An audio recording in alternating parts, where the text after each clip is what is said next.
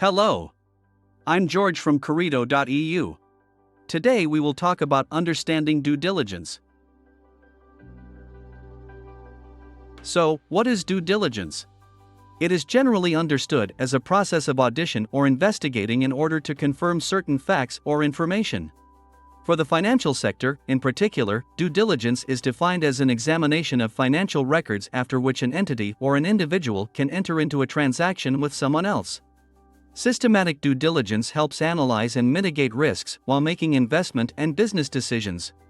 Due diligence has been a common practice in finance starting from the moment when the Securities Act of 1933 was passed in the United States.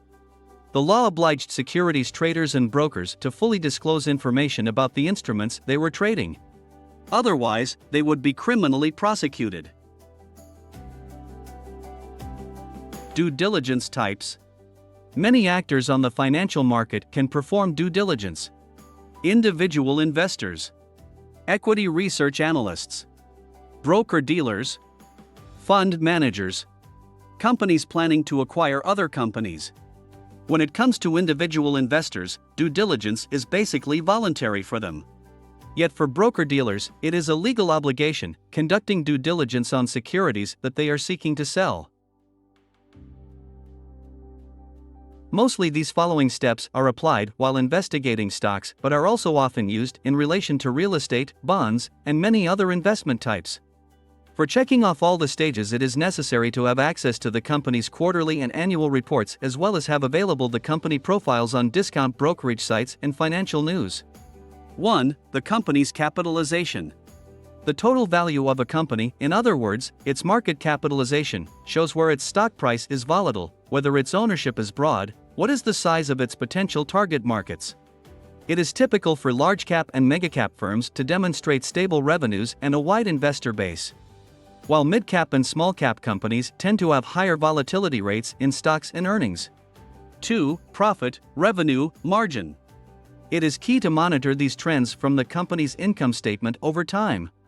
It is especially worthwhile to pay attention to return on equity, profit margins, operating expenses, revenue. 3. Industries and competition.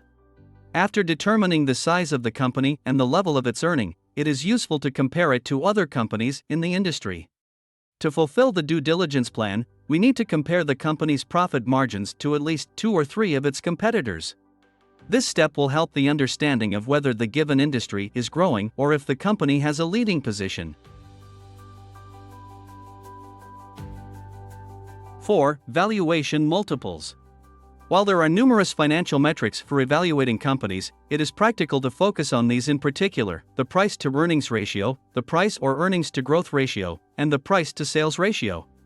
It is possible to search for these values on the internet, and while doing so it would not harm to compare them to the values of a couple of competitors, too. 5. Management and share ownership. By performing this step we can learn if the company is still led by its founders or by the new board. After researching who runs the firm, let's find out the level of experience and expertise of the people leading the company. It is also important to check the ratio of shares held by founders and executives. Usually, if it is low and the top managers have been selling shares recently, it is a bad warning. 6. Balance sheet. Using the balance sheet of a company we can check its level of debt. It is necessary to compare it to others in the industry and generally take into account what industry we are dealing with. The reason is that some companies and industries are capital intensive. In this case, debt is not necessarily a bad thing. Still, it is necessary to evaluate whether the debts are highly rated by the rating industries. 7. History of stock prices. While conducting due diligence, investors should take a look at both short-term and long-term price shifts in stock and how volatile those shifts are. Doing this, it is important to keep in mind that previous history of movements does not guarantee the same pattern in the future, yet helps to see the bigger picture about the company. 8. Stock dilution possibilities.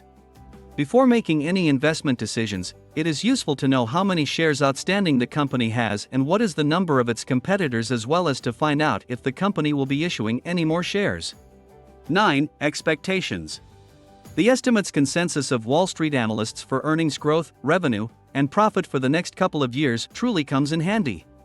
In addition, it is a good call to examine the long-term trends in the industry, news about joint ventures, new products, or intellectual property.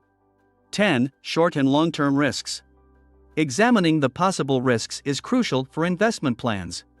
Due diligence process is required to take a rather negative look and imagine the worst-case scenario situations and their influence on the company's stock.